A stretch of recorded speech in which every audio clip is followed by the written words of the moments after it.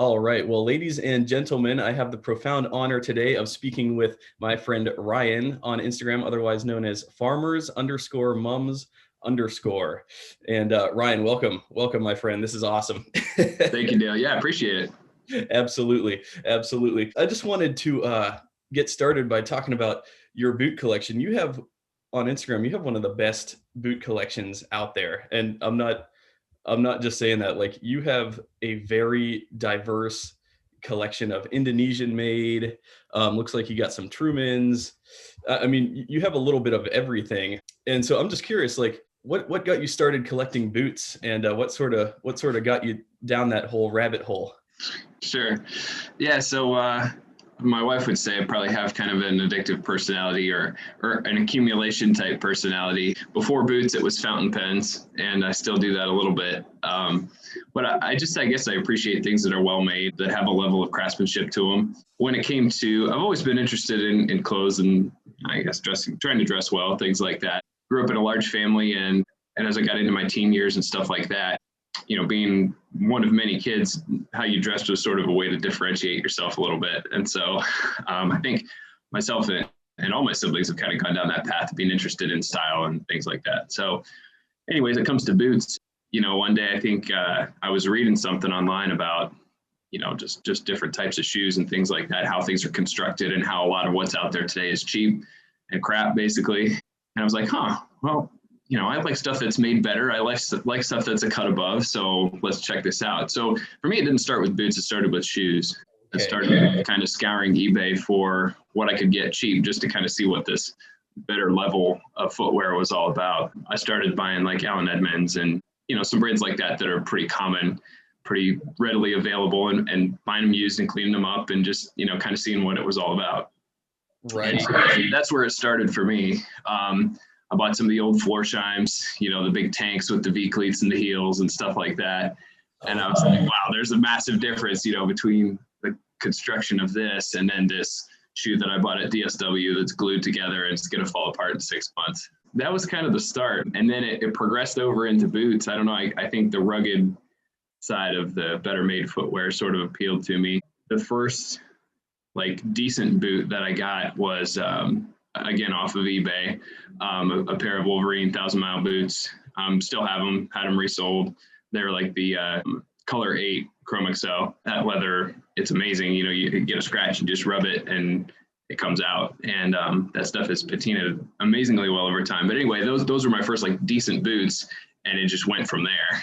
And all of a sudden, it was like, you know, my closet was like rabbits multiplying in there, you know, more and more. That was how it kind of got started. And then as you discovered, I'm sure too, your boot collection tops anybody's that I've seen, but you know, there's just so many ways you can go with it and so many different makers putting out this incredible stuff. So it's absolutely a rabbit hole. Yes. It's an addiction, like you're saying. And that's awesome to hear your starts with it, because that's similar to mine, I would say. Yes, it totally is. Like, there's endless paths you can take when it comes to boots. I mean, there's so many brands, and then within each brand, there's so many models and styles and so many leathers you can get. I mean, it's truly something that just keeps pulling you back no matter how hard you try to say that you're done. I think I said that I was done buying boots back in 2014. For the first time, I said, I don't need any more. My collection's good. I have like 10 pair of Alden, and they check basically every box. I have some casual, some dressy. So I'm good. I don't need any more. And then you know, 7 years, fast forward 7 years, and I not only do I still have all those, but I have like way more now. And then in addition to that, like I'm particularly interested in your interest in the Indonesian brands, because I have probably 5 on order right now from the different Indonesian companies right now, because I mean, they're cranking out some of the best stuff right now, in my opinion. So, yeah. It's interesting how I'm particularly interested in you and how like your taste in boots has sort of evolved over time, because it sounds like we've taken similar paths. You know what I mean? We start with the American made, the Wolverine, the Red Wing, the Allen Edmonds, the Alden, you know, the Truman. I see you have a lot of Trumans as well. Good taste there. And then, you know, it starts to evolve, and it looks like you and I, you know, when I look at your Instagram feed, I resonate with so much of like each one of your pickups. I'm like, dang, this guy is like me in another life. But it just looks like to me like you've taken such a very similar path in a lot of ways to me. I see a lot of like overlap in some of the pairs that you have compared to mine. I don't think we have any of the same pair, but it's like, well, I do see you have Coach Rambler, right? And Stone Rambler from Truman. Mm-hmm. Okay, yeah, and I see you have the Red Wing Mule Skinners. Man, you have just a killer. I think too. We both have the Aldens that are like the tobacco, the suede with I think mine are Brooks Brothers. I don't know if yours are Brooks Brothers or not. They had the crepe sole on them originally. Yes, actually. You just got yours resold, I think. Yeah, those are the Alden Roy boots. In okay. Reverse tobacco chamois that were just resold, but basically the same exact thing. So these are from Context Clothing, whereas these are the quote Aldens from Brooks Brothers. Those are the ones that I have. Yep. Yeah, I was scrolling through your feed before we got started, and I'm like, he has the same ones. Yes. So there's at least one that we have is the same. Right, exactly. Yeah, that's a great pickup right there. I actually wasn't gonna get these, but then a buddy of mine who shops at Brooks Brothers a lot, he had like a $200 off coupon or something. Yeah.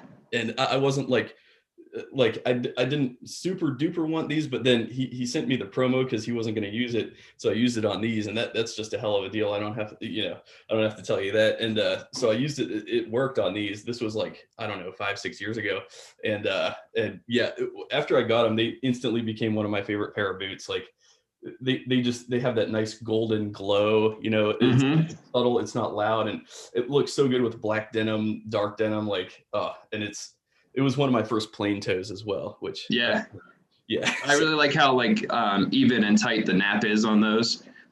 Yes, like there's some suede that has a longer nap to it, but I like how like very consistent even that is.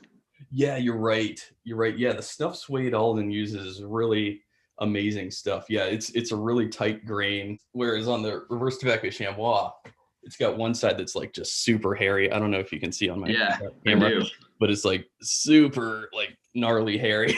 So I've got a pair of Indies that's in that leather. And cool. They're really cool. They have an interesting smell. Have you noticed that? Yes. Like a very unique, it's pungent, but it's not bad. It's just very kind of like, wah. Right. It's a very aggressive oily Horween smell, I would say. Yeah. Yeah, I love it. Chamois has one of the best smells. I love the smell of Chrome XL, but Chamois is like, I think a little bit better than Chrome XL in a lot of ways. Chrome XL is amazing, don't get me wrong, but yeah, the Chamois it takes it up a notch in terms of like aroma, like yeah, they're brand new.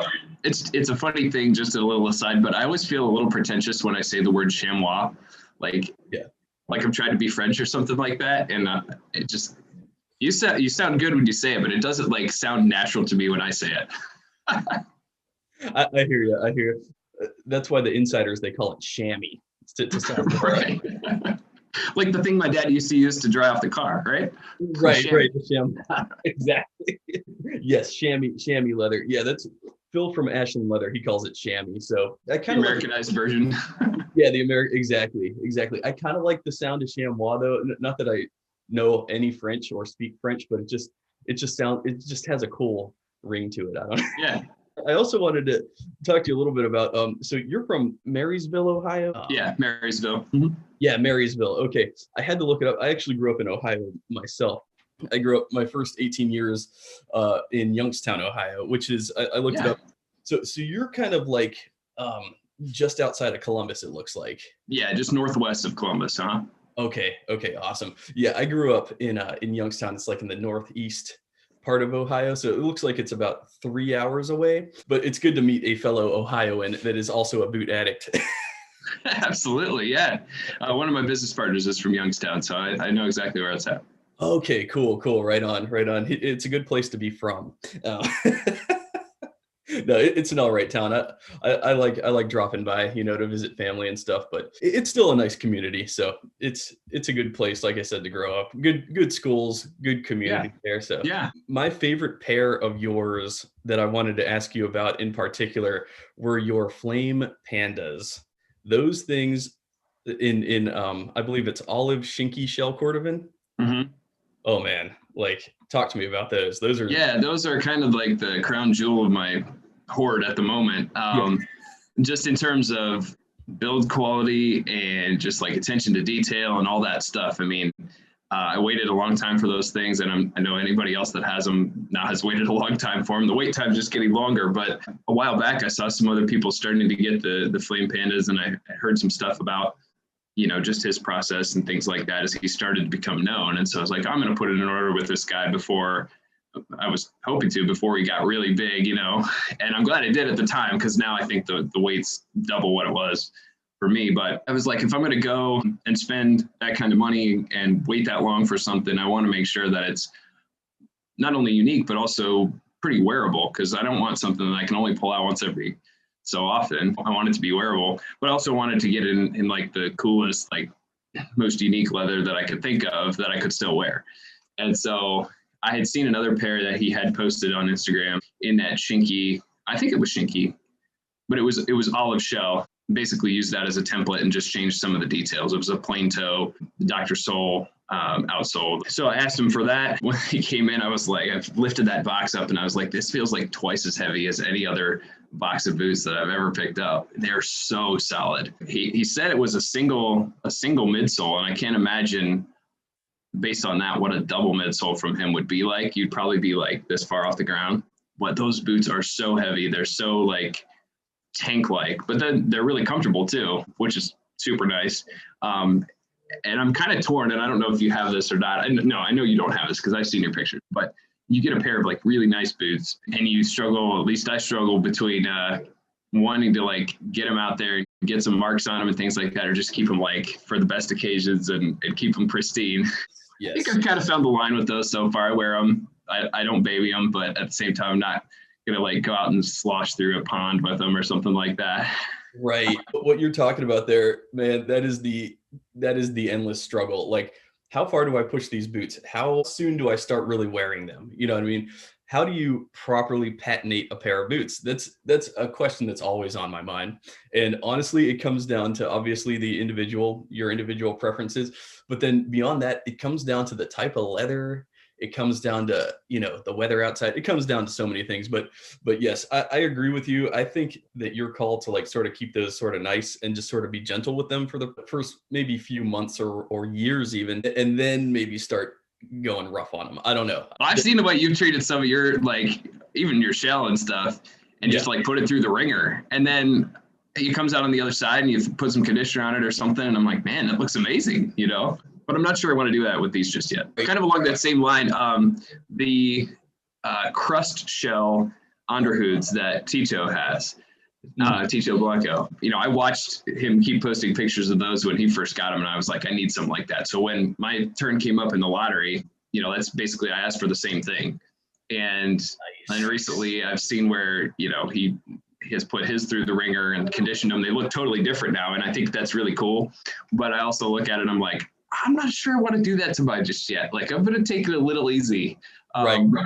I don't have 500 pairs of boots. I probably have, I don't know, 40 maybe. Okay. And so like some of the ones that are for me, like at the top of the heap, I do kind of want to watch that evolution slowly. Right. So yeah, I've only worn those a couple of times because I got them like right before winter set in, and I was like, I'm not wearing these out in the snow or anything like that. So some people say that's sacrilege and I should just, you know, just get them out there, get them dirty, but I just can't believe myself to do it yet. No, I'm with you. I'm looking at them now, man. Those things, first off, those are just so captivating. They have a white appearance to them, like not even like a tan natural, but like a white natural appearance to them. Yeah, they're super light. Yeah, just gorgeous. And man, I'm with you. If I were you, I would take it slow with those. Yeah, you got the double stitch down. Is that stitch down construction? Yeah, it looks like it. Yep. Okay. Perforated cap toe. Oh man, those are things of beauty. And yeah, I don't blame you for like kind of going slow with those at first. I would too. And yeah, once you condition them, it's going to darken them up a ton. So I would say take it slow with those, but man, those are amazing. I actually put in your pictures of those helped push me over the edge with the crust, and same with Chisos and some other people. They've been getting that crust shell. I actually put in an order with Renav Goods to do an engineer, but not like a full blown engineer, like not a tall engineer, but like I want to say a 7-inch engineer in the crust shell. So, oh, wow. Yeah, so that should be fun. I can't remember all the specs that I submitted. What I like about that color in particular is like, and this is what Phil from Ashland Leather said, this is kind of what inspired me to beat up my natural shell boots from Grantstone, was Phil from Ashland Leather. He selected some natural shell boots from Viberg that were plain toe. And his thought process was he wants to get the leather that's going to tell the loudest story over time. And like your crust shells, those will tell the loudest story. Like if you know, wear them consistently and long enough, man, the patina on those is going to be just unreal. Start off almost like a white sheet of paper. So they have a lot of storytelling to do over the years. So yeah, I'm looking forward to that. So you mentioned you've got an order in with Renav and then some other of the Indonesian makers. I'm curious sort of what else you have out there. Sorry, before we go to that, engineers kind of a new thing for you? I don't know that I've seen engineers in your feed before. Well, first off, when it comes to boots, I'm more of a service boot type guy. The engineers to me kind of are getting too close to like the cowboy boot look, which I'm not really into. But the engineers, in my opinion, they're like the nicest version of a cowboy boot that I could possibly pull off. So, but then I started thinking about that long shaft, and I'm like, my pants are too tapered, I think, to fit that. Yeah. Inside I don't even know how I'd pull them off, frankly. So that's why I went with the shorter. It's a shorter engineer. Westco did their Boss boot, which is basically an engineer but with a shorter shaft, like a standard. It might be like just a little bit higher than this, like sure, maybe by an inch. So that's what I went with. I didn't want to go full blown engineer. That's a little too extreme for me. I think I want to sort of get into it gradually. So are you getting some new jeans or some new pants to accommodate those bad boys? Or are you going to try to stuff them in under your tapers? Good question. I'm going to try to make them work with what I got.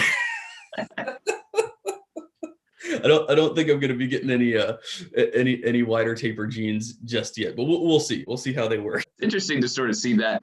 And maybe it's not a trend. Maybe it's just people having different preferences. But like I've seen a number of people recently sort of gravitating back over toward jeans that are a little bit wider and stuff like that, and some very wide in my opinion. But for me right now, it reminds me a little bit too much of like the Jenkos and the Boss jeans that I thought looked cool way back in the mid 90s or whatever, and late 90s. Like, what in the world? So I can't like get back to that look just yet.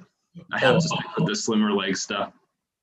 I'm with you 100%. And man, I can tell you're from Ohio because that's exactly the trend that was happening when I went to high school.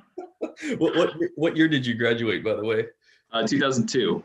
Oh, no kidding. I'm 03. So okay. We're literally the same generation. So, but the tapered jean look, it took me a long time to evolve into that. And now that I'm here, I have to say I prefer the 14-inch leg opening, and I don't think I'll ever budge. I think that's the ideal leg opening for me. I think it's just the perfect silhouette because to me, with my outfits, my personal style, I like to showcase the boot.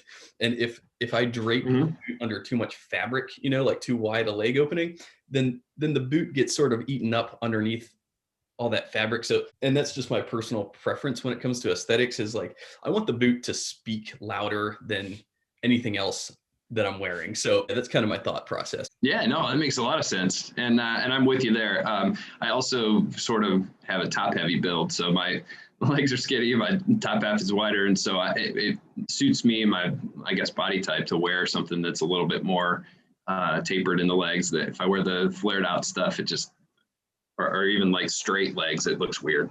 So yeah, I hear you. And you know what? I think honestly, it just looks better. It makes you look slimmer. Like even like I put on some COVID weight this year, probably 5 pounds ish, maybe 10. And still, like, people think I'm skinny still because I wear tapered pants. So they can't tell that I've gained weight.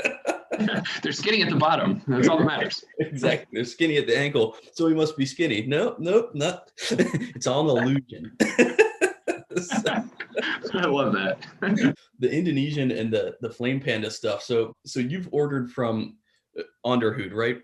Mm-hmm. That's where you got the crust shell. Okay. Who else have you ordered from? Have you done Renav? Have you done So I have relatively a lot of benzene, which I don't know if I'm saying that right. I don't know if anybody knows how to correctly pronounce it. Because I've only ever seen it in print. I've never heard them actually say it. So anyway, benzene, I'm going to say it that way. But that's who I started with on the Indonesian side. And I had been cruising around several of the Indonesian makers' websites and Instagram pages back in, I think it was early 18, maybe late 17 even. And before any of them were really what they are now.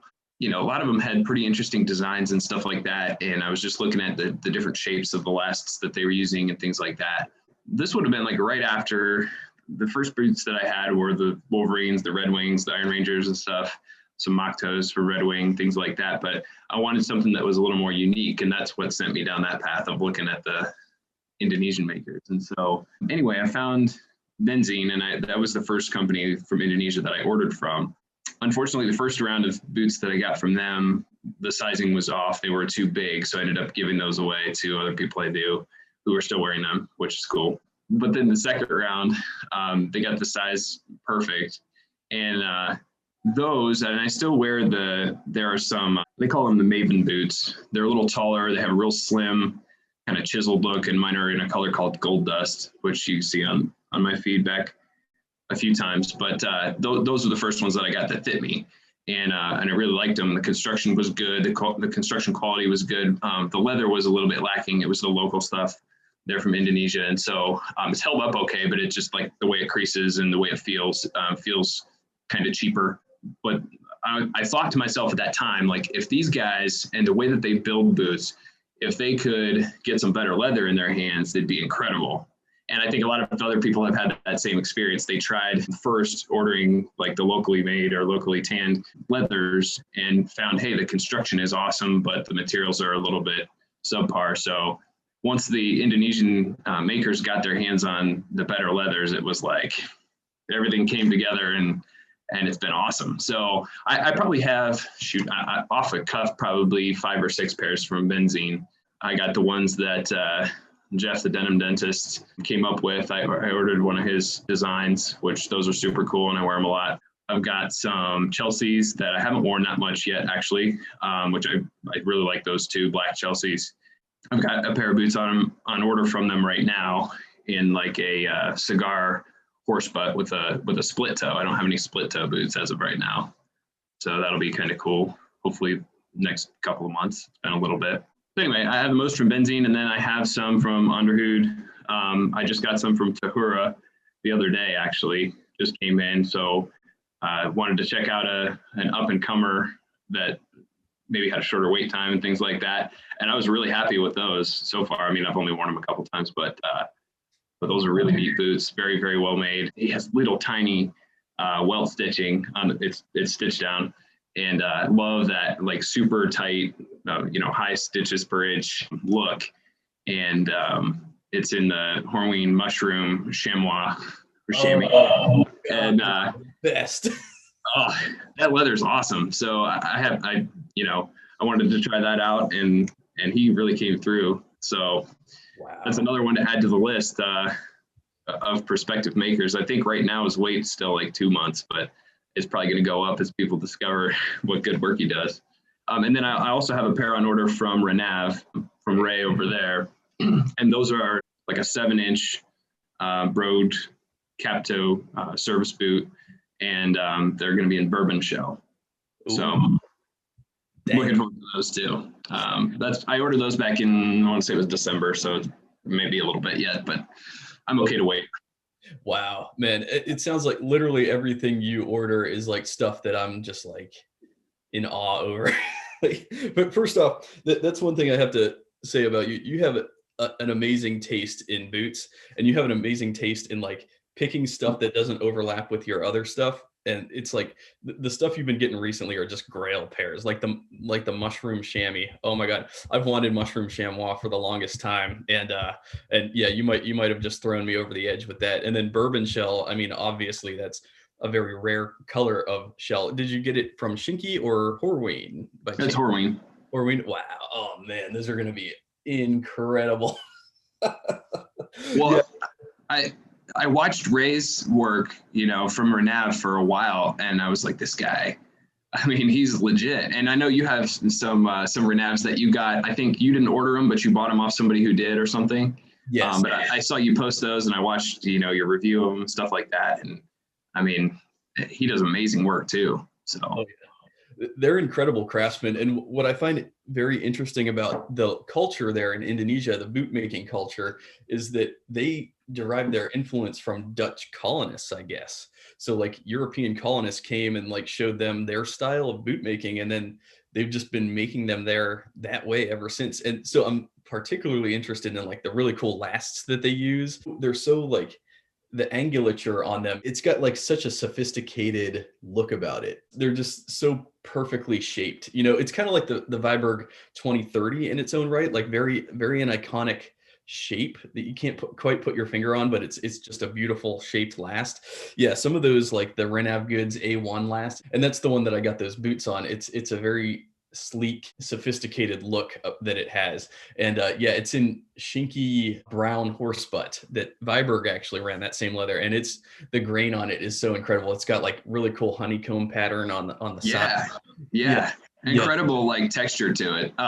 Yes. They call it brown, but to me it reads more orange, but it really like shows off that pattern in the leather. So yeah, at some point I think I'm gonna have to go for something in that leather if I can get it. But I don't know what, to your point about trying to like diversify styles and not replicate stuff you've already got, that I'm at that point now where I have enough that I'm like, I'm trying to find something that's new and different. That's kind of the fun is to try to find something outside of what I've already got that'll round it out. Absolutely. That becomes the struggle. And those crushed shells, man, that's something new that hardly anybody has right now. You know what I mean? So that's why I'm particularly excited about crushed shell. And then, yeah, I've been saying it for a long time. I need some olive shell in my life because I'm partial to green. I love green. Mm-hmm. I love earth tones. So yeah, I'd love, actually through Tahura, I just put in an order for some monkey boots from him it's not shell, but it's olive horse butt from Chloe. And it's really like vibrant green color. So I'm excited about those, but still I still want the shell, but I'll wait for the right opportunity, I guess, for that. Well, yeah, with something like that, you want it to be, you really want all the pieces to come together, the maker, the style of boot, the last, the leather, the stitching, the welt choice, all that, like it has to all be perfect for something that's, because that's not just a boot you buy off the cuff, like that's something you construct, Right. So true. You plan for that, you know what I mean? That's not one that you just see online and you pull the trigger. Like that's a boot that you plan for. So right. And I'll be honest, like it still kind of freaks me out to send specs over to some of these guys, like, okay, well, here's what I want. I'm going to design the whole thing myself, like from the upper to the sole to the vamp to the stitching to the. I still don't know what velt shown or whatever that word means. I still don't know what that means. I see it all the time. I saw an article not that long ago on the difference between stitch down construction and veld shown, or however you say that word. Again, I can't pronounce that one either. But there apparently is a difference. I think it was the guy from. I might be wrong, from Ostmo, who did it, Lars. Yeah, I think he did the write-up of the difference, but there's an article out there that defines that a little bit. Yeah. Yes, I'll have to look that up. You're right. It did just come out recently. Was Stitch Down involved with that? I'm not sure. I think it might have been. Yeah. Okay. I think Ben. What a great resource. Oh yeah. Yeah. He's Ben from Stitch Down. Ben puts out some awesome stuff. Yeah, that's for sure. That's for sure. Are you on his? Do you subscribe to Stitch Down, by the way? You know what? I haven't. I should, given all the involvement with this sort of sub community. Yeah, it's just one of those things I never did for some reason. So I need to do that. Thanks for the reminder. Oh yeah, no problem. Actually, I didn't subscribe until probably a few months ago. My buddy Dave, he asked me if I subscribed, and I was like, no, I haven't done it yet. And he's like, yeah, man, I do it. With as much Grant Stones and other boots that you buy, you get the 10% off. So, and it actually came in handy because I picked up I went on a binge last month. I ordered 4 pair of Grant Stones. It was not good. I mean, it was good, but it wasn't good. You know what I mean? But I still 10%. So that was good, which, by the way, I'm wearing my my new coffee suede Grant Stone diesel boots. Oh, nice. Yeah, I just saw those the other day. Yes, I love. Oh man, these are like slippers. They're like so comfortable. And pretty light, you mentioned? Lightweight? Yes, so lightweight. So it's like a dream come true. Like, I love a leather sole and I love a commando sole, but these Vibram cavity wedge soles are they're supportive in a different way. It's like super duper high density foam, so easy to stand on, like I'm standing now, because I feel like it lets me think better. But but yeah, I try to spend as much time throughout the day on my feet as possible. And man, these things are just, oh my God, they're so supportive, so comfortable. And then the suede is obviously so lightweight. So it doesn't even feel like I'm wearing a boot. It feels like I'm wearing a sneaker, but it's like the most supportive sneaker you could wear because it's a boot. So what a great combo. You're a big Grant Stone guy, right? You got a bunch of Grant Stones. Yeah, I am. And in fact, it's become sort of a joke, but I have Wyatt Gilmore's picture behind me at all times. So, heroes. Yeah. Sometimes people think that I get this comment sometimes. Sometimes people think that that's a picture of me behind myself. It's like, no, that's a picture of Wyatt Gilmore. I mean, we're almost the same person, I know, but like, we're still two separate individuals. So. That's hilarious. Yeah. I just picked up my first pair of Grant Stones. I got them off of eBay a couple weeks ago. Oh, and cool. They're the Ottawa boots, and they're in that Dune chromic cell. Yes. So I'm excited I haven't worn them yet, actually. We're in the middle of moving and stuff, so I've got just boxes of stuff piled everywhere. And I haven't gotten a chance to wear them, but I love how solid they seem. Yes. I was, like most probably at first, I was skeptical at first. When I first heard of them, I was like, oh, they're made in China. And then what I really love about Grant Stone is they've grown on me organically over the years. So I got my first pair in Dune Chrome XL, the diesel, and this pair from them. And I was truly, genuinely blown away by the construction, the materials. I mean, it's the same materials that Alden uses essentially, except for, this leather sole's proprietary Grant Stone. Wyatt, he does a good job at sourcing all the materials from the upper all the way to the sole. And so they're not identical to Alden's. There's a lot of different components, but ultimately, like, because I'm not super wealthy, I find that I save a lot of money by going with Grant Stone. And yeah, like I said, they've grown on me organically. Like, my love for them it started out slow, and it continued to grow over time. And the more that I actually got to know Wyatt and the other people at the company and just watch their story, the more I've been like just become such a fan of the brand. And now, I talk to Wyatt pretty routinely now. I've had him, you might have seen, I had him on my Real Boot Talk a couple times. He's a really nice guy, and I feel like he's really doing something big in the boot community, and especially with the stitch down premium, you get 10% off Grant Stones. I mean, it doesn't get any better of a deal than that. I mean, by buying Grant Stones, I feel like I've saved so much money by not getting the more expensive alternatives. Not to say that I don't like the expensive alternatives still. Have you tried them on at all? The Leo Last? No, I actually haven't even tried them on yet. So I'm hoping the size is on for me. Well, speaking of that, how do they translate for you relative to some of your other, makes that you commonly buy? So like Truman's or things like that I know we both have. Yes. Well, I would compare the Grant Stone Leo Last. First off, it's an orthopedic last. It's probably the most comfortable last that I've ever worn. I love it. I'd say the sizing is probably on par with True Balance and Barry in terms of Alden goes. I'd say it's actually right in between the two. Like, Barry's sort of a little bit more narrow. True Balance is a little bit wider. I would say that the Leo Last is sort of its own thing, maybe right in the middle. It still has that very generous vamp fit in the toe box, but then it has a nice like heel pinch, like a heel cup that really grips your foot very well and holds it, locks it in place. So yeah, I'm a big fan of their Leo Last. Now, when it comes to the Truman 79 last, that's another last that I am in love with. Oh man, I don't know about you, but that Truman last, that work boot last, oh my God, like, when I've got the sizing right on it, it is one of the most comfortable lasts in a different way, I'd say, compared to the Grant Stones. The Truman last is more of a work boot last, which is, in my opinion, just a completely different feel compared to a dress boot last, which is like what I would compare Alden to and Grantstone to, because it has that sleek silhouette, you know, that collapsed toe. Yep.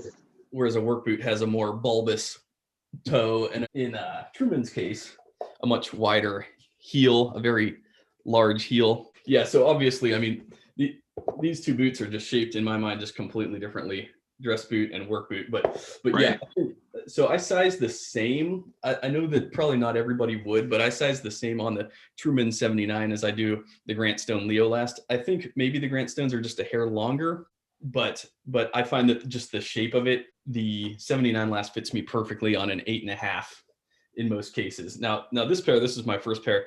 It kind of hurts my instep right here, and it's weird because it's black Chrome XL and Chrome XL stretches, but not this pair. I mean, this pair still fits pretty much the same way that it's always fit. This was my first pair of Trumans, and I got them originally in a 9, and they were huge. They were so big, and then so I sent them back, exchanged them for an 8.5, and the 8.5 is perfect. But yeah, like I still get a little bit of pain right there, but I know it's my right size, because going any larger it's just my foot's flopping around in there. So. Sure. Yeah. That gives me hope though, because my my Grantstones are 9s, which is the same that I wear in the Alden Berry and True Balance. So that should be good. Perfect. They'll fit pretty much the same. In fact, Wyatt, he recommends going your same Berry size / True Balance size. So you made a good choice there, sir. Well, good. I was lucky. No, speaking to Trumans though, and you mentioned the word bulbous for the work boot, you know, the 79 Last, but that 20 Last that they just came out of, that takes bulbous to a whole new level. What do you think of that one? Do you like that one? Oh, I do. I do like it a lot. It's a departure from what most of my other boots, but yes, I like the slightly sprung toe, and I like the raised walls. I like a little bit more volume in the toe box. I've always been that way because I have wide feet and a large instep. So I actually put in an order for the Cloudburst Kudus.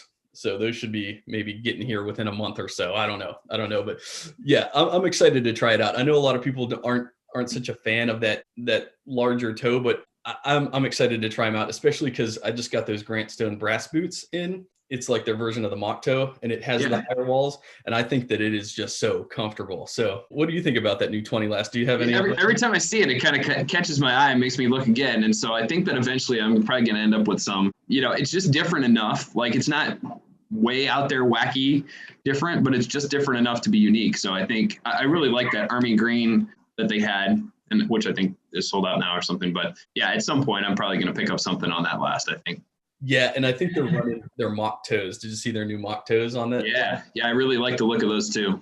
Yes, very slick, especially those the smoke ramblers on the 20 Last mock toe with the Christie wedge sole, the cream. Yep. Oh man. And I really like the contrasting color tongue. I think they used like a medium brown, like contrasting tongue on those, and that looked really cool to me too. Yes, Truman does a really good job with their tongue contrasts.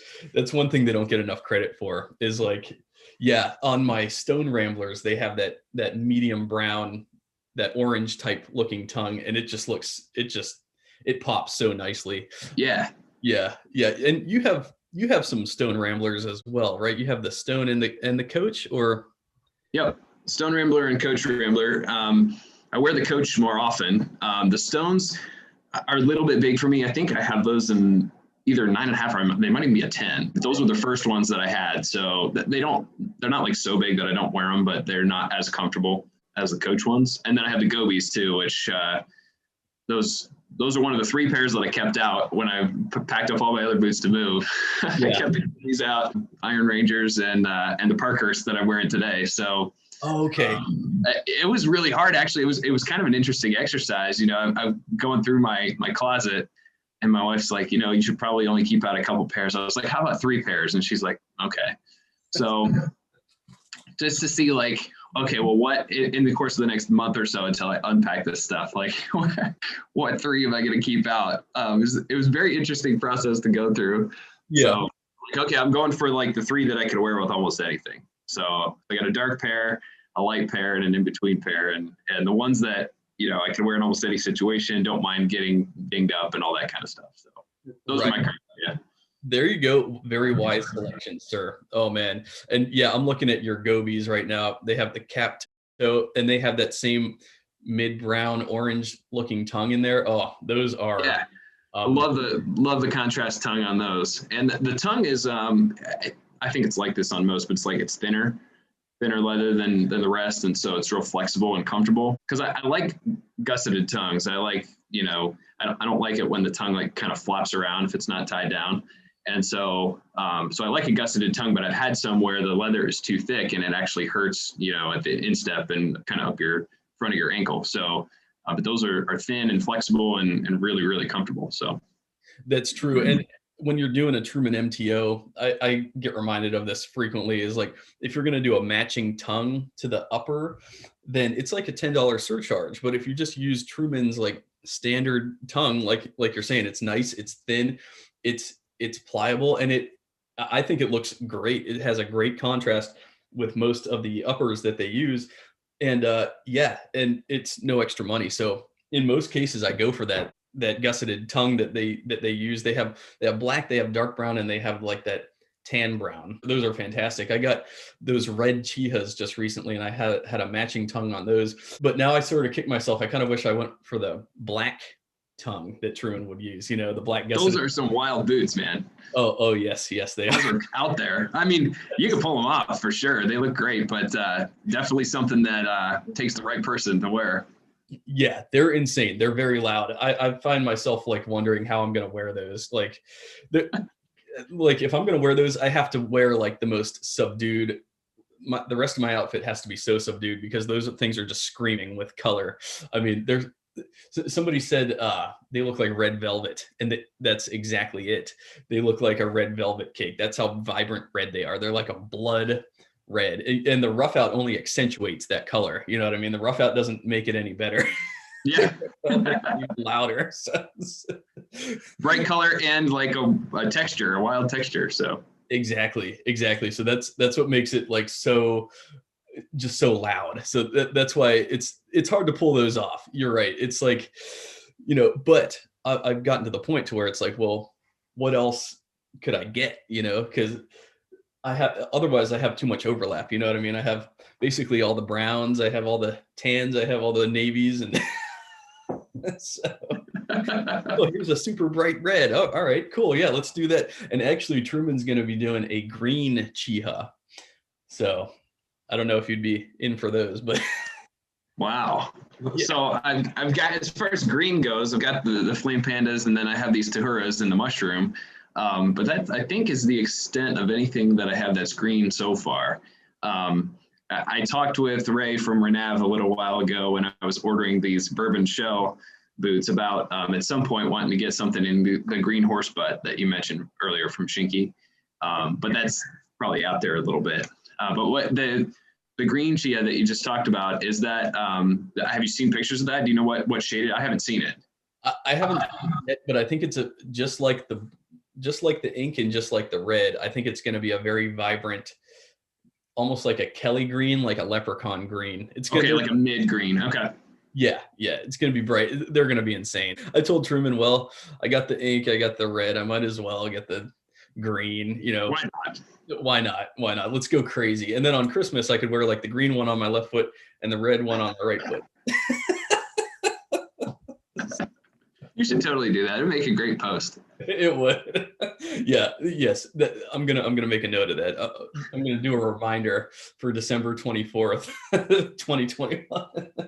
So I'm curious, Dale. I have no one in I hate to say this, real life to talk to about these things, but I'm curious when I see stuff posted by you and other people in this community about boots, especially those of us who are accumulating at a rather rapid clip. I mean, what does your significant other say or think about your addiction?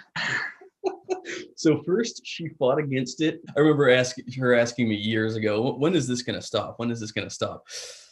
And I said, I'm done. Don't worry. Boxes continue to arrive at the house. And then, but you're so right. Like, this is why I love doing these Zoom calls, because there's nobody in real life to talk to about it. She doesn't get it. None of my friends in person from where I grew up or from wherever I've lived, none of them get it either. You know what I mean? None of them share this hobby. It's not like everybody shares this. This is something that very few people have. So yeah, she doesn't get it. Most people don't. That's why I started my channel, just to like sort of hopefully resonate with people that are like-minded, that are just fascinated by leather and workmanship and Goodyear welted things and heirloom quality boots and things like that. So yeah, but long story short, she's, I think, sort of given up on trying to convince me to stop, because just like last month, yeah, I got all those grant stones in and she just didn't say anything. I'm like, cool. She trusts me that I'm sort of in control with it. Yeah. So long story short, she at first was opposed to it, but now she's sort of accepted it, so she's settled. So, and frankly, I can't fit many more pairs in. Like after this year, I might have to seriously start, because you can see I have my walls lined with boots, and then my wardrobe upstairs is also packed with boots. I have some more down there. So I am sort of getting to the point to where it is overflow. I have space for, I think, 8 more pairs in my closet since installing these cubbies. And then after that, I don't know. The future is untold after that. I don't know whether I need to stop or just get more cubbies. So we'll see. So how about you? How does your wife contend with your addiction? Contend. That's a good word. Well, she doesn't really contend. I have to give her a lot of credit. I mean, she teases me, but she doesn't really. She's been very, I can't say understanding, because she doesn't understand it either. But she's been very gracious about it overall. And sometimes another box will roll up, or I'll come home with one under my arm, and she'll go, "Really?"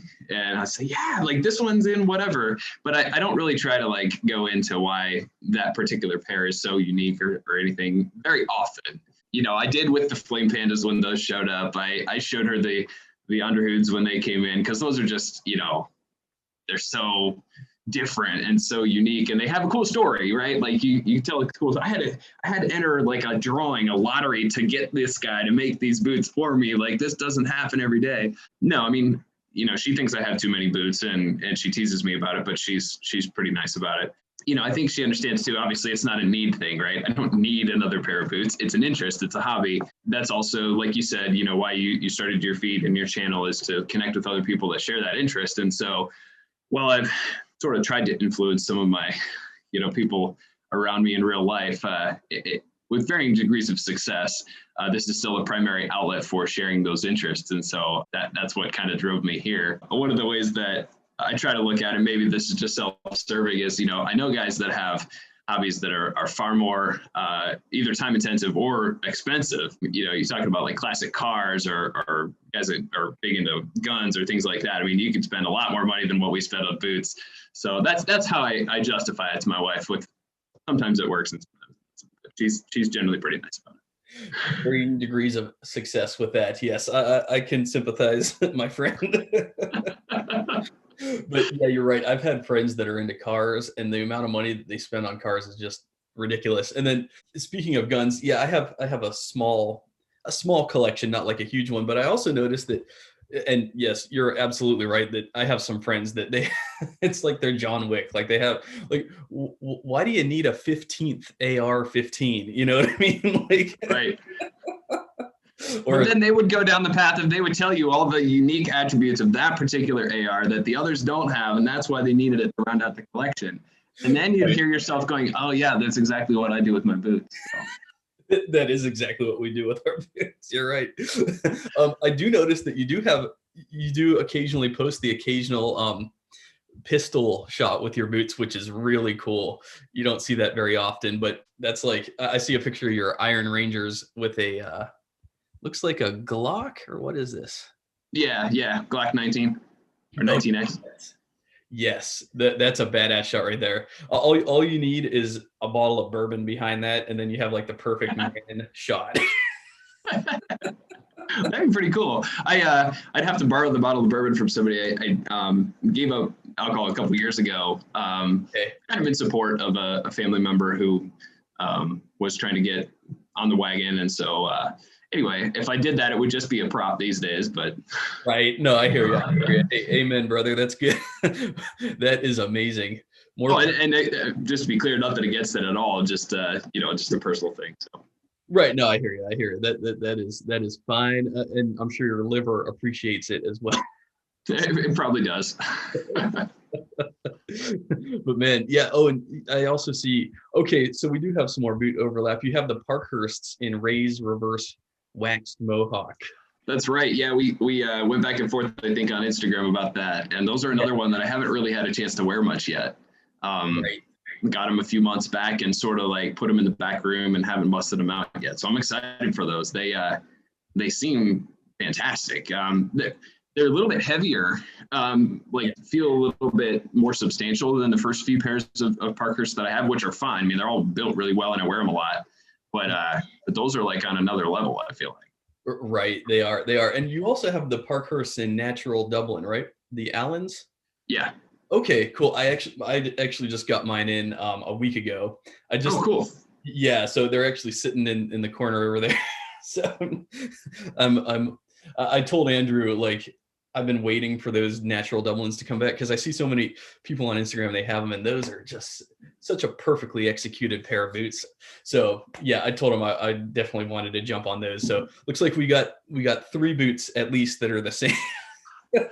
I feel like Andrew did a great job, like with his strategy of building out his brand, like from ground zero. Mm-hmm. And he took one basic design, one last, one shape, one set of materials and stuff, and did it really well. Mm-hmm. And then went out from there. And I feel like, that's worked out really well for him. And two, obviously, as you know, he's a super good guy. Like, he's easy to work with, conscientious, like, goes above and beyond what would normally be expected. And so I think that is essential if you're trying to get a business off the ground too. Yeah, you're so right. You hit the nail on the head. He's very conscientious. He's somebody that you can talk to, like seriously talk to. Like, he will drop everything he's doing and get into it with you. Like with the details. He's so considerate. He truly does love his customers. And not to mention No, it's Western New York. It's by Buffalo. Okay, that's right.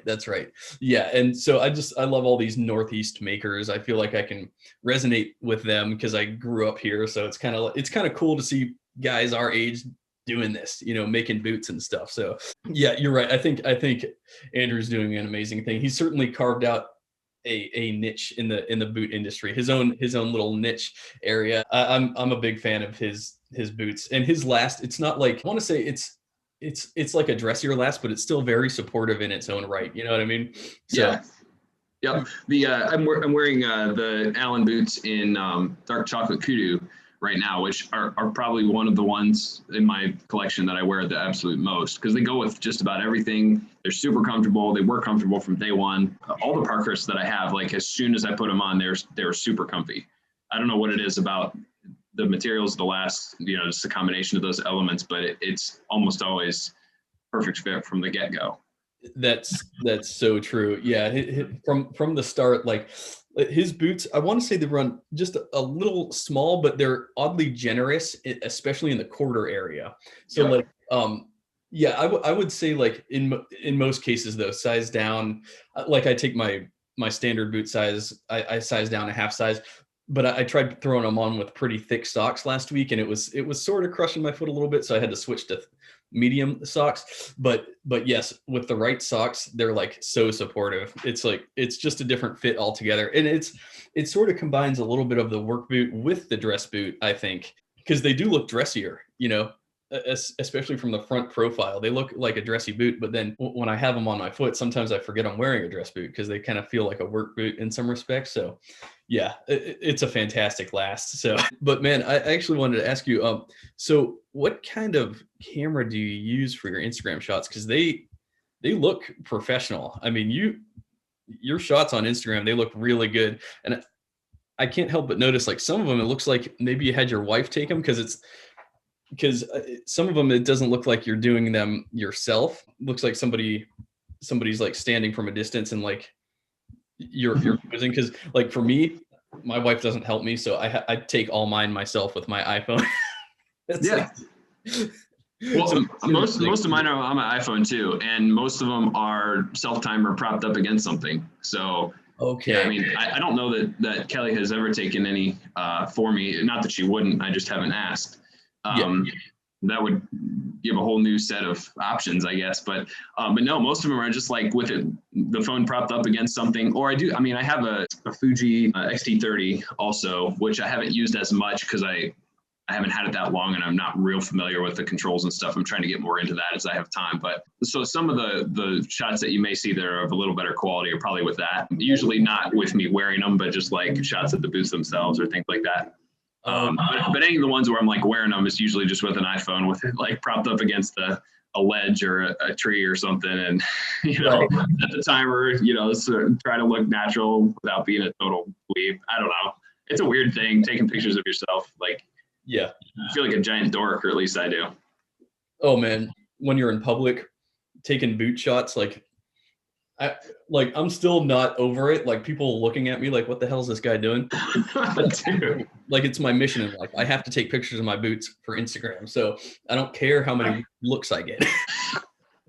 I admire your commitment. I mean, that's a cool mindset to have. Yeah, I'm still far too self-conscious about it probably. I'll like set it and look around as if I'm about to like break into a house or something like that before I go to take the picture. And I don't know, it's a really weird feeling. So yeah, you've made me think, like, I just need to recruit my wife and get her in on it. And I'm sure she'd be happy to do it. And then it's not near as weird if somebody is taking a picture of you in public. It's just if you're taking a picture of yourself. True. That's some of these guys, I don't know, you said you use your iPhone, but like some of these guys that have the really nice, like high quality shots and stuff like that I follow, they say, you know, they take their tripod around with them and they'll like set up, I don't know, in an alley or in a public space and like take pictures of themselves with a tripod in public. And I'm like, man, that takes guts. Yeah. I would be horrified that like somebody I know is going to walk by and see me and be like, dude, what in the world are you doing? How vain are you? You know, I don't know. Absolutely. It is awkward. Like you're saying, like it's, what are people thinking, you know, but it's like, no, it's not for me necessarily. It's to show off what I'm wearing, you know what I mean? It's to share the interest. Yeah. It's not like, I don't know, maybe there is some little element of vanity in there, wanting to look cool, but it's more about like just wanting to share that and, you know, get feedback from other people on, oh, hey, that looks cool, or maybe you should try it with this, or I don't know. That's to me primarily what it's about. Yes, absolutely. I think the aesthetics draw us in first. You know, it's kind of like with a relationship, like, you know, obviously you want to marry somebody that you're attracted to, but then deeper than that, you need like real substance there, you know, like real personal chemistry there. So yeah. It's the same thing with the boots. Like yes, the attractiveness is what draws us in, but believe me, it's the fit and it's the comfort and it's the community of people like yourself that, you know, we get to talk to people about it. And it's, you know, that's the best part, is the community, in my opinion. You know, I've met some of the most interesting people after getting into boots. Like they're just some of the most fascinating guys, you know. Like I talked with JD Sasso recently. I don't know if you follow him on Instagram. I watched a little bit of that one. Okay. Yeah. He's a fascinating guy. I mean, but anybody I talk to, it's like, oh yeah, I'm into boots, but I'm also this. I've had all these life experiences. And yeah, there's some of the best people I've ever met or talked to, and some of the smartest people I've ever met as well. So I think if you're drawn to this sort of thing, I think you have like you're saying, like a conscientiousness about you. That the community that I've found that are interested in boots, it's like the best interest community I've ever seen, you know? Like, yeah, everybody's a gentleman.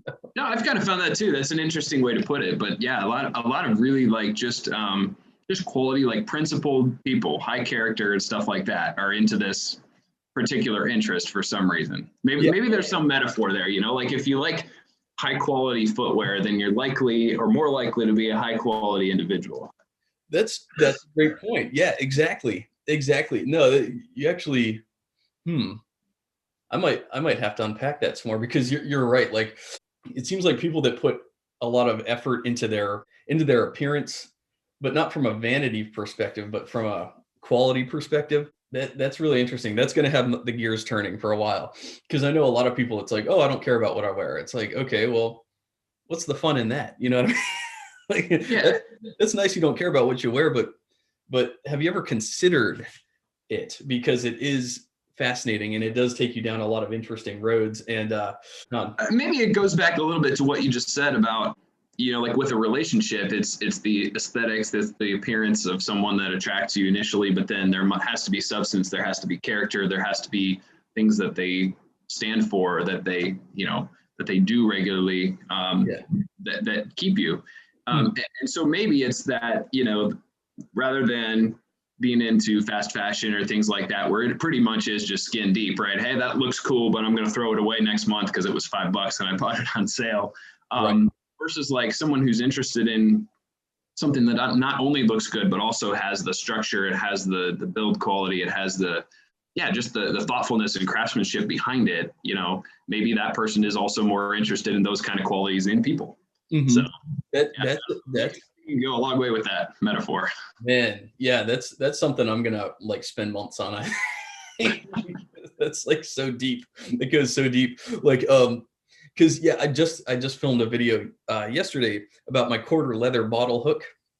Yeah, and I don't know if you saw my post on that, but I have 3 of them now, and the story behind it is so cool. But then, not to mention, it's heirloom quality. It's cut from solid. They're cut from solid metal stock. They're gonna last you your life, and it's such a simple thing, but it's always going to be there, and it's steadfast in its design, and it's not a standard. It's not a $5 gas station keychain, is what I'm getting at. It's like this is something that will last you your life, like guaranteed. There's no way it can fail. You know what I mean? Yeah. So yeah, I think that's what I'm drawn to are things that are built with intentionality. Somebody's trying to make the best version of this, and the eyes don't lie. You know what I mean? There's no way around quality. Your eyes don't lie. Either somebody put the work into this or they didn't. You know what I mean? Like when you see it, it. It snaps in your mind. So that's a very good point. I'm gonna have to write a book on this. Very, very profound. Yeah, like I said, I've followed you for ever since you got started. It was an Instagram recommended account, and as soon as I saw your account, I'm like, yep, this guy gets it. He's on it. Well, I appreciate it. That's really nice. And likewise, I mean, I've enjoyed watching the different things that you have posted and the different avenues that you've taken with the interest. And I like not only that it's boots, but that it's also things sort of tangent to boots also. Like you mentioned the bottle hook, which I have one too. I think I mentioned that to you. And oh yeah, you did. Yeah, you were like, I love it. Yeah, I mean it's been on my belt literally every single day since I got it, and I love stuff like that. Yeah, and the little leather tab that comes on it that you can put your contact info on or whatever else. Of course, you can't read it now, but like it starts off as this little untainted piece of just like natural leather, and now it's got all this like, I don't know, funk and color and stuff on it, and it just looks, I don't know, it's so cool how it's evolved over time to be something that, yeah, I mean, someday I don't know if one of my sons will want it, but like they could have it when I'm gone, and that could be something they could carry for their whole life. So they will want it. I guarantee you that, sir. I wonder, I have 2 sons, one's 9 and one's 2. Okay. And I wonder if, when they get of age, if they'll be interested in quality footwear, or if they'll be like, go the opposite direction, be like, you know what, Dad was obsessed with that. Dad spent way too much time and money on boots, and I don't want anything to do with that. So I'm going to be a flip-flop guy for life, Right. That would be like my worst nightmare. Absolutely. I think that's every boot lover's worst nightmare is my kids aren't going to grow up to inherit my boots. They're going to grow up to love, cheap crap. But no, I'm sure if you wear them well and you set the example, I think they'll grow up to love them as well. My dad, he always wore leather, like cheap leather penny loafers, and he would step down on the back of it and crush the back, and that's how he would walk around in his shoes. And I'm like, so I think part of my obsession with boots came from that. Like, no, I'm gonna wear like nice boots, and I'm gonna care for them. Yeah, shoe trees in there. I'm gonna brush them off. I'm not gonna kick these things around and treat them like crap. So I think that's part of it. But yeah, it's funny how parents sort of influence their kids in a way. It's like sometimes the kids learn to follow their parents' example, and sometimes kids learn to do the opposite of what their parents did. So true in so many regards, right? And some of those things are almost baked in, right? The way that you grew up, the family that you lived in, just the way that your family did life is sort of your default until you get to a certain point. You realize, oh, not everybody does it like this. And that's that decision point where you're like, okay, yeah, I am into this, I believe this or whatever, and I'm going to continue with it. Or, you know what, that's not how I want to live my life. I'm going to go this direction instead. And it's been super interesting just to see, and I'm sure, being married, like you get some of that contrast, like our families did things different ways. And, just to see like what our defaults are, and then the decisions that we consciously make to either follow our parents' example or to set a new course for our family. So that's been kind of an interesting process. Right, absolutely. Like for example, my parents, they were never into exercise, and so now I'm obsessed with it. Like I wouldn't say obsessed, but I like to do a lot of cardio. I like to do a lot of push-ups. I like to stay in physical shape because I feel like personally I feel like treating your body right is the best way to live your life. And so I'm big on nutrition. I'm big on, I don't know if you saw recently, I try not to talk about nutrition on my channel too much, but I can't help it. Like I posted some chaga mushrooms. My buddy at Birchie's leather conditioner, he's actually sending me some chaga mushrooms because he lives in Canada and he harvests his own chaga. He like takes the chaga off the tree, dries it. And so he's sending me some. And wow. Yeah, it's amazing, and it's an incredible adaptogen. It's a mushroom, but what you do is you set it in the crock pot on low, and you just keep a pot running full time. You just keep a batch rolling. You take some tea out, you add water to it until the nutrients are completely depleted. But it's an adaptogen. It really helps your immune system. And I've been on it for probably 4 years. But since COVID hit, we've been drinking it a lot more. It's an incredible thing. So yeah, long story short, like when I talk to my family about my nutrition and my exercise, it's like I'm speaking a different language, you know what I mean? But some things you do have to just take a different path, that works for you. And some traditions, most of the traditions that I grew up with, I still follow to this day. It's just little tweaks here and there that I do choose to do a little differently. Yeah, no, I feel that same way. I feel like most of the way I was raised, I feel like my parents did a good job and things like that, and I would want to emulate their example. But then there are certain things that I'm like, you know what, I think we want to make this a little bit more of a priority for our family, or just tweak, like you said, some of those assumptions that we just grew up with. So yeah, I mean, good baseline, but things can always be improved upon, so to speak. Right. That's true on many levels, right? Yeah, always taking it to the next level. Speaking of the next level, not to go off too far of a tangent, but yeah, I'm looking at your pen collection, and man, those things are amazing. And I could sort of resonate with your pen obsession because none of mine are nearly as nice as yours, but I have a lot of brass pens that I ordered like from Amazon and urbanedc.com and things like that. Oh, and I see your quarter leather, your copper bottle hook, that thing. Oh man, looks like you first posted that in July 2018. Man, that thing is gorgeous. Nice pickup there. Yes. Oh man, look at that. Yeah, look at how brown this thing is. Whoa. It's like almost black. Yeah. It started natural color and now it's near. That's an 3 years of wear will do. Yes. No, on the pen thing, I've always been interested in writing. I've always written letters. I've always kept a journal and stuff like that. And I was reading an article about that online one time years ago. This is like 12 or 13 years ago, probably. And somebody suggested, hey, if you want the experience of writing to be that much cooler and more unique, you should get a fountain pen. And I remembered, I think my mom had one when I was a kid, just a cheap one or something. But I knew what it was. And I knew that it was kind of like a quill pen in that, there was, like a set of tines that the ink flowed through to get to the paper. And you would actually like press that onto the paper to write. Anyway, I just kind of investigated that a little bit, and not dissimilar to how I got into this. I started with like some really basic stuff, started with some cheaper, just like Pilot pens and things like that, that kind of got me intrigued. And then I went down this whole rabbit hole of like vintage from like 20 to 1960 or so. That 40 years, fountain pens kind of ruled the roost, and that was the primary writing instrument. And it was not only like an everyday object to use and to write with, but also like in some cases kind of a prestige thing, like the Parker arrow, with the blue diamond on it sticking out of your pocket was kind of a status thing. Yeah, I got really into that. I got into restoring and things like that. So some of those pens have a lot of little parts inside of them. And so, I sort of self-taught and learned from online forums and things like that, how to take them apart, put them back together, and shine them up, make them look like new.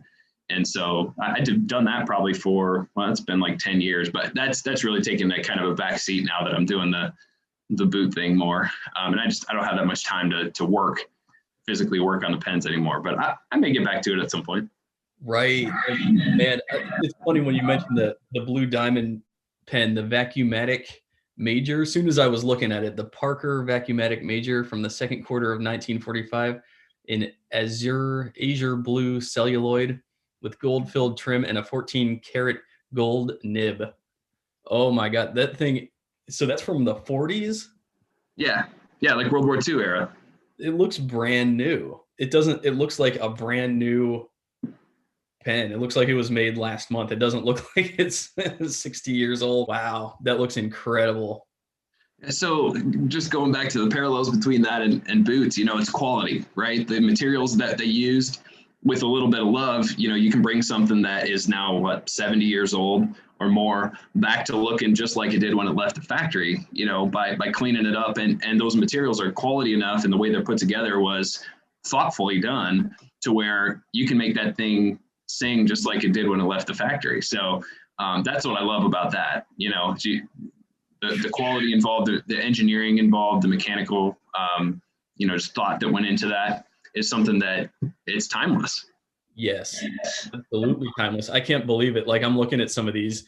Yeah, I had to kind of scroll down kind of far in your feed, but man, they are just incredible. Man, you might have just started me down a pen addiction now.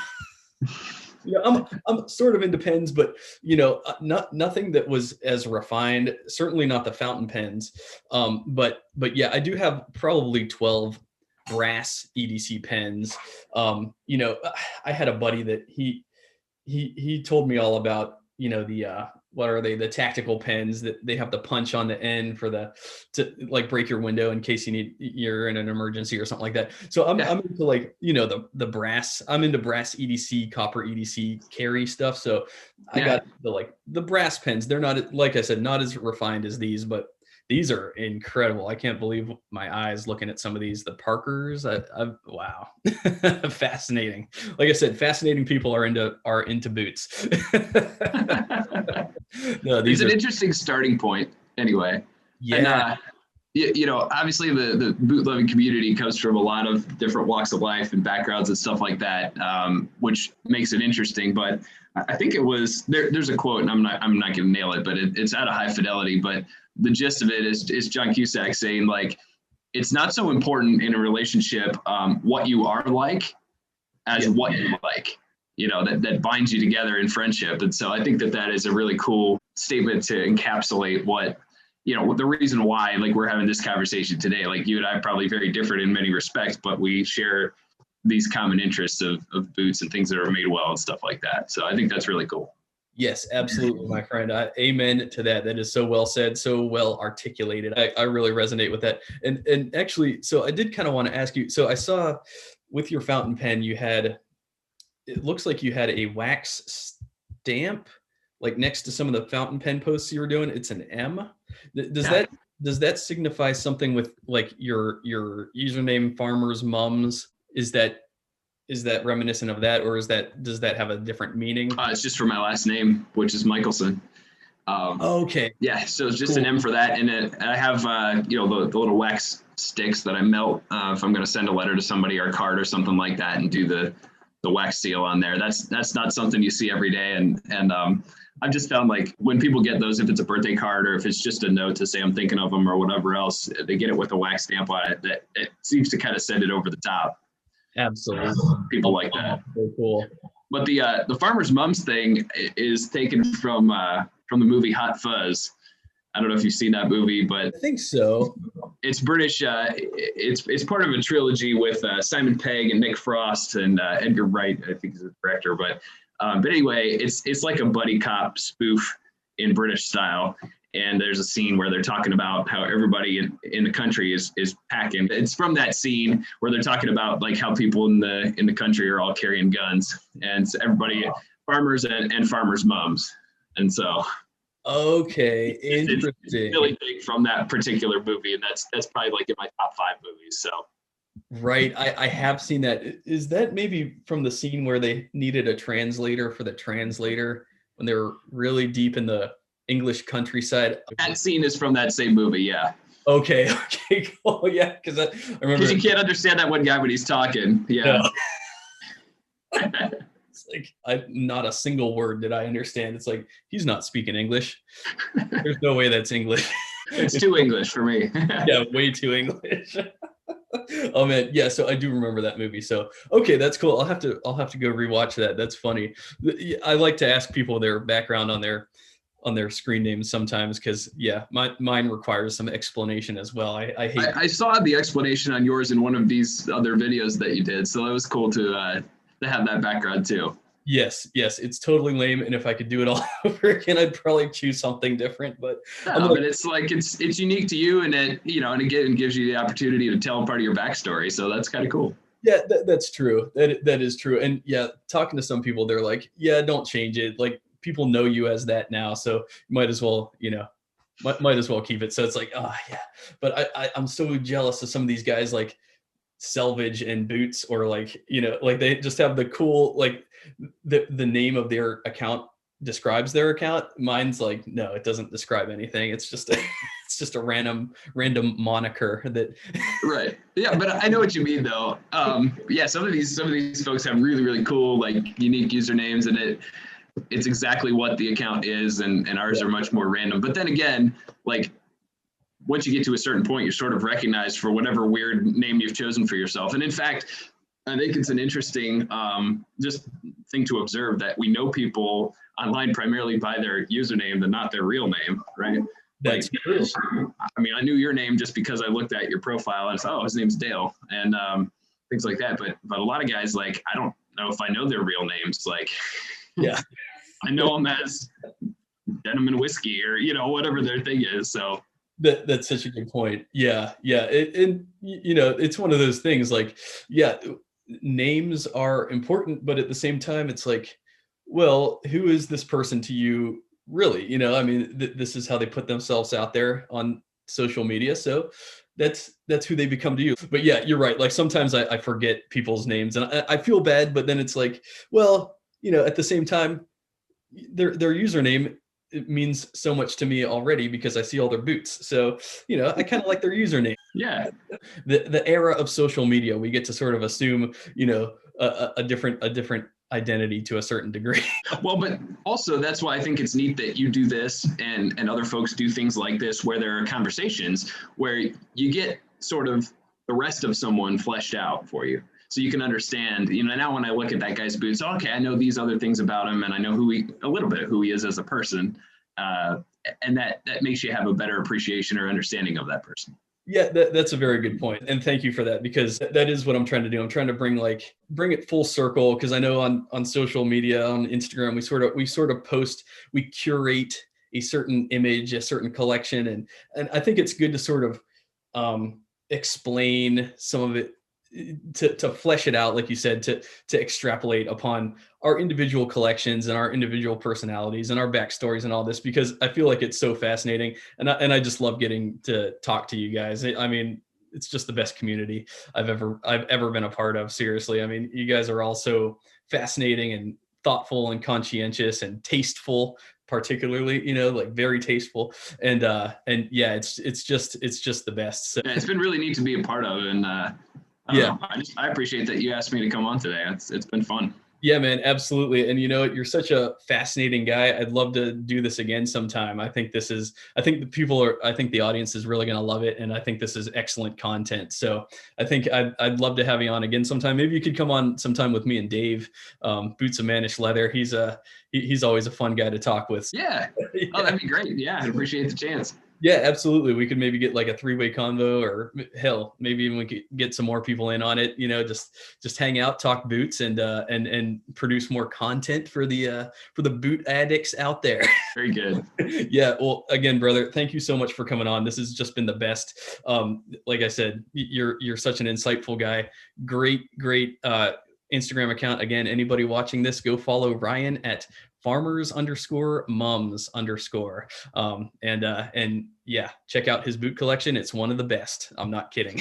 So thank you very much, Dale. It's really been great to get to talk to you today, and I hope we can continue it down the road. Absolutely. Let's do it again, brother. All right. Have a great day. You have a great day, and I'll talk at you later. Thanks again. Yeah, see ya.